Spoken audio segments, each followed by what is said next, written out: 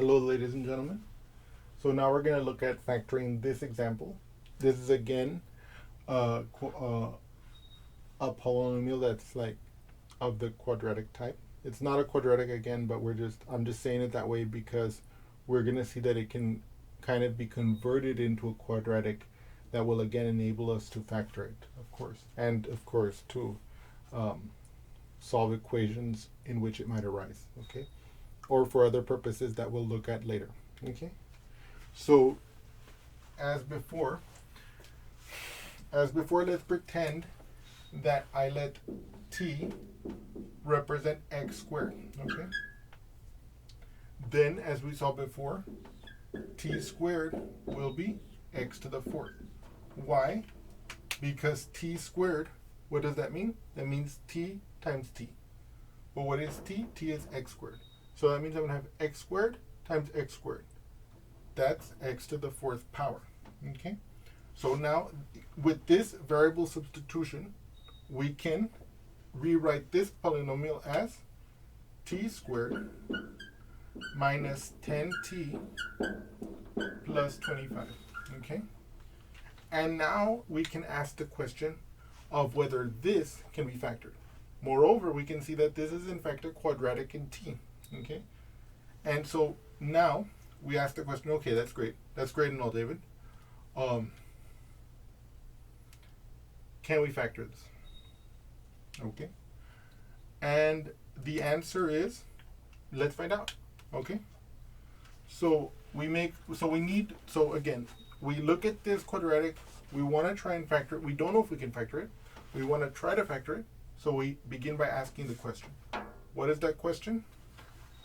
The question is, do I know of any two numbers that will multiply to give me 25 and that will add to give me negative 10? Two numbers that will multiply to give me positive 25 and add to give me negative 10. Aha. Negative 5 times negative 5. A negative times a negative is a positive. 5 times 5 is 25. So those two numbers will multiply to give me positive 25. However, negative 5 plus negative 5 will also add to give me negative 10. So what I can do is I can say, aha, therefore, my factorization must be t minus 5 times t minus 5. Okay? And we can see that if we FOIL it out, it'll work out. T times t, that's t squared.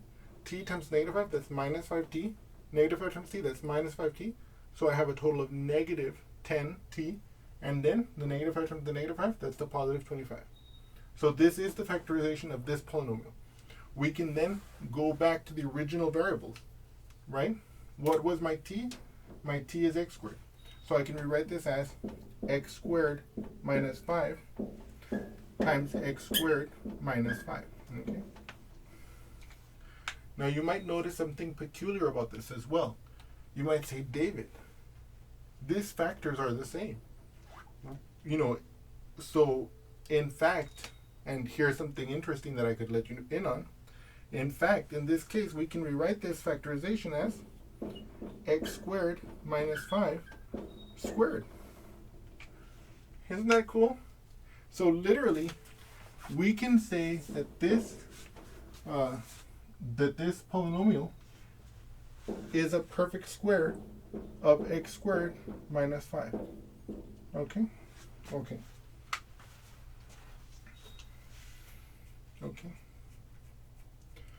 So now I want to show an example that is going to illustrate an important point for us, okay? So let me get right to it.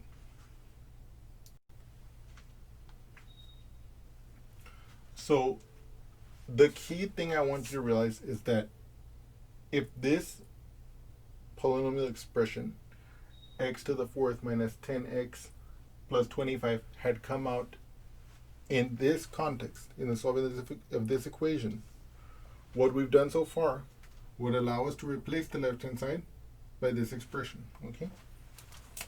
In other words, well, let's write it like this.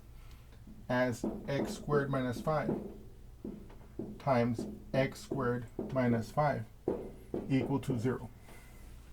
And as you might recall from our previous example, we can rewrite each one of these x squared minus 5 terms as x plus square root of 5 times x minus square root of 5 times x plus square root of 5 times x minus square root of 5, okay?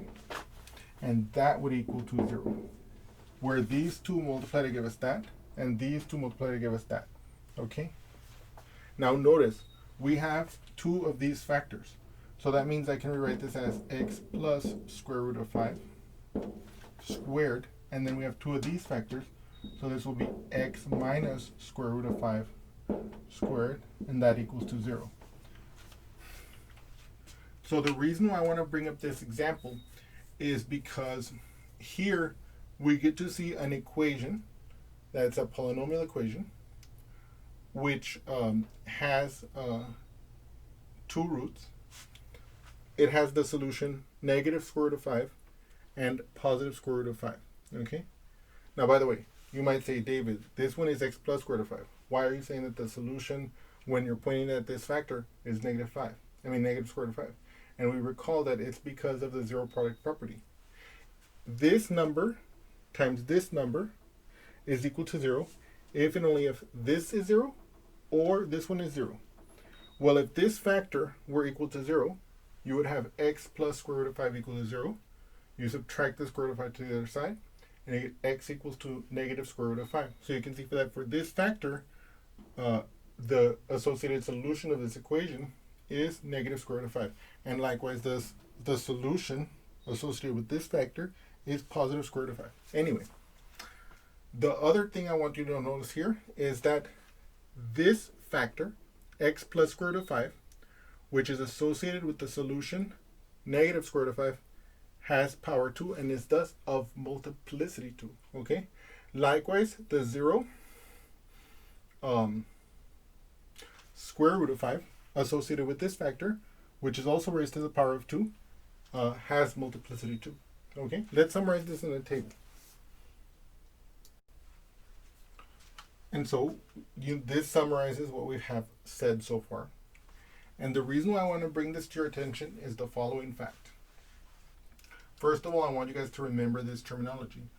If a factor comes out to a certain power, n, say, in the factorization of a polynomial, then we say that that the associated root, for example, in this case, negative square root of 5, is of multiplicity n.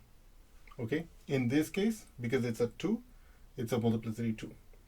And if we were graphing, let's say that this equation had come out because we were trying to graph the f of x equals to this polynomial expression.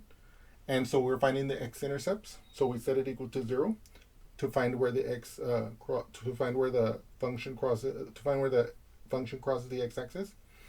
We would see here that the x-intercepts would occur at negative square root of 5, positive square root of 5. But because they're of multiplicity 2 each, they're not going to cross the x-axis there. They're actually going to bounce at the x-axis there. And we're going to see more examples of this later. But so I'm going to draw a quick cartoon that's going to capture some of this behavior so you can see what I mean more clearly. If this is my xy axis like this, okay, then negative square root of 5 is somewhere over here, okay? Positive square root of 5 is the same distance away from the 0 as this one is. And what we're saying basically is that this graph is going to come down like this. It's going to touch the x-axis there. It's going to then bounce up. It's going to cross the y-axis up here somewhere. It's going to come back down like this, and then it's going to jump back up like this, okay? Now you can see, just to put a little more detail here, if you were to let x equal to 0 here, you'll see that this becomes 0 and that becomes plus 25. So you know that this y value is 25, you know, and so if we were graphing f of x equals to this expression, it would look like this. And the significance of the multiplicity is that because both of these roots are of multiplicity 2, because both of these roots are of multiplicity 2, the graph bounces at those points. And by the way, the reason why I know it goes up to the left and up to the right here is because it would be, if I was graphing f of x equals to this, it's a degree 4. That means it's of even degree. The leading coefficient is 1, so I know it's going to go up to the left and up to the right. So this is a sketch of the graph. And because the zeros were of multiplicity 2, the graph bounced at those zeros. Okay? And of course, if the zeros had been of odd multiplicity, for any zero of odd multiplicity, it would cross there. Okay? We'll see more of that later. Okay? But I wanted to point that out to you here, that